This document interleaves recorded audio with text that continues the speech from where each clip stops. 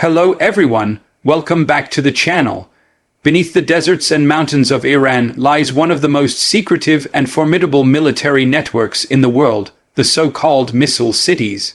Hidden deep underground, these sprawling tunnels, bunkers, and launch chambers form the backbone of Iran's strategic defense. But these aren't ordinary bases, they are designed to survive airstrikes, cyber attacks, and even nuclear blasts. In this video, we're going deep inside Iran's hidden missile cities and uncovering the secret war raging beneath the Middle East. For decades, Iran's military strategy has been built on one key idea: survival through concealment. Ever since the Iran-Iraq War in the 1980s, the country's leadership realized that its greatest vulnerability was visibility. Its air bases could be bombed, its fuel depots destroyed, and its missile launchers wiped out before they could retaliate. The solution? To take the war underground. These missile cities, spread across Iran's mountains and deserts, are massive networks of reinforced tunnels stretching for kilometers. Each one is equipped with armored doors, blast-proof vaults, and vertical launch silos buried hundreds of meters below ground. The exact number of these bases remains classified, but military analysts estimate that Iran operates dozens of them across the country. Inside these facilities, Iran's most advanced ballistic missiles, including the Sejal, Imad, and Shahab series, are stored, maintained, and prepared for launch. The underground positioning means that even if the enemy destroys surface launch sites, Iran can still retaliate instantly. These missile cities are designed to ensure what military strategists call second strike capability, the power to respond even after suffering an initial attack. But the mystery of these tunnels goes deeper. Satellite imagery has revealed camouflaged entrances carved into remote mountain ranges, some disguised as civilian facilities, others hidden within abandoned quarries. When Iran's Revolutionary Guard Corps gives foreign journalists rare access, it's usually a small, controlled glimpse, a single hallway, a few missiles, bright lighting, and patriotic banners. But experts believe that what the world is shown is only a fraction of what truly exists. The first public unveiling of an Iranian missile city came in 2015, when Iranian state television broadcast a chilling video. Deep underground, rows of missiles lined up along vast corridors, ready to fire at a moment's notice. The footage sent shockwaves through global intelligence agencies. It was a message to the world Iran could strike back from the shadows, even under heavy attack. Since then, more footage has surfaced, showing different facilities across Iran in Khuzestan, Bushehr, and Hormozgan provinces, each with unique designs and sizes. Some appear to hold mobile launchers that can move through the tunnels, while others are vertical silos designed for larger ballistic missiles.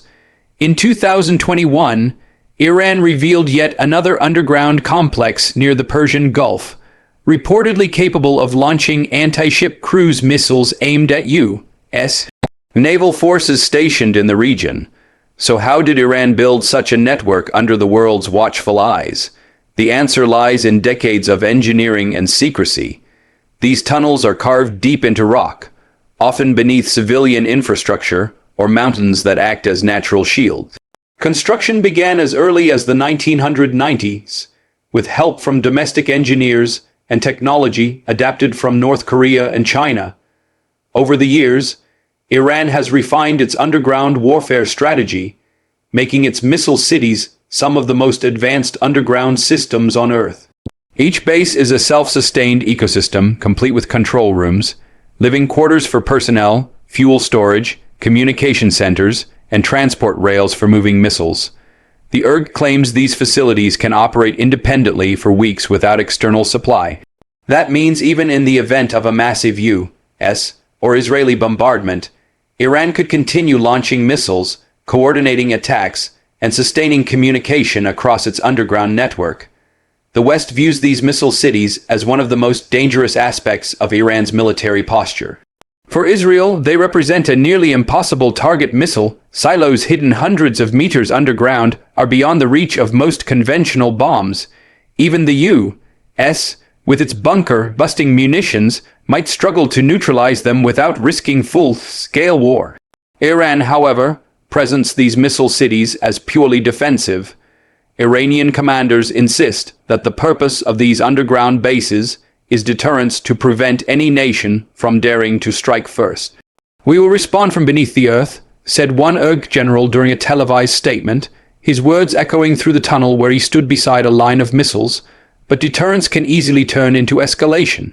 The very existence of these secret underground networks has intensified tensions between Iran and its regional rivals. Israel, the United States, and Gulf nations like Saudi Arabia have all conducted drills simulating strikes on underground targets. Meanwhile, Iran continues to test new missile variants with longer ranges and heavier payloads. Recent satellite images suggest expansion of several underground sites, particularly near the central Iranian plateau and along the Persian Gulf coast. Experts believe that these new facilities are being built not just to store missiles, but to coordinate drone operations, cyber defense, and electronic warfare. In other words, Iran's missile cities may be evolving into underground command centers capable of launching a hybrid war that includes missiles, drones, and digital attacks simultaneously. The geography of Iran also plays to its advantage. The country's vast mountainous terrain, particularly the Zagros and Alborz ranges, offers natural protection and concealment.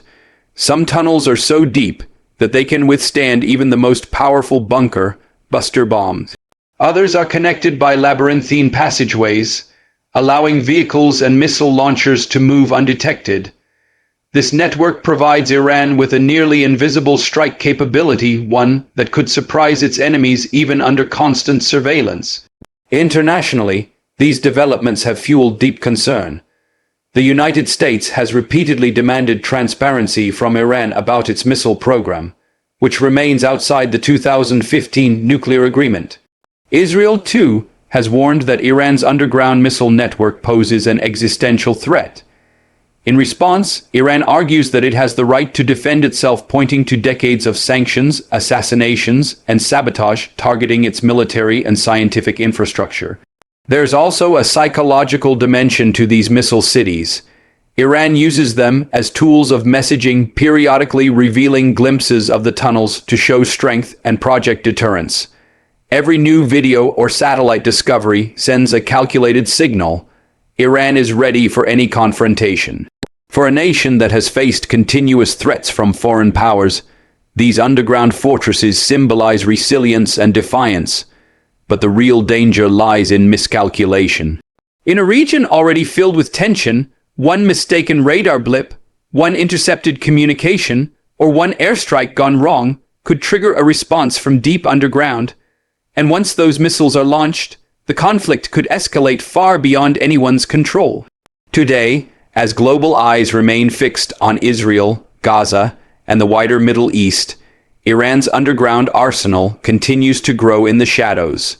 Beneath the sands and stone of the Iranian mountains, missiles stand ready, silent, hidden, and waiting for a command that everyone hopes never comes. The secret war beneath the Middle East is not fought in open skies or visible battlefields. It's being prepared in darkness, under tons of rock, where steel, fire, and silence form the weapons of deterrence. Whether these missile cities are the ultimate shield of Iran's defense or the spark that ignites the next great conflict remains to be seen. One thing is certain: the next war in the Middle East might not begin in the air, it could begin deep underground. Thanks for watching. Don't forget to like, subscribe, and share.